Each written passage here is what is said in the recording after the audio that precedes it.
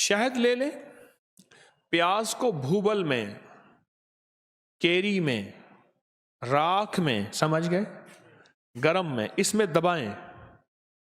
जब दबाएंगे वो गर्म हो जाएगा, ऊपर वाला छिलका जल जाएगा, ऊपर वाला छिलका हटा लें और इसको दबा के इसको निचोड़ें और इसका पानी निकालें।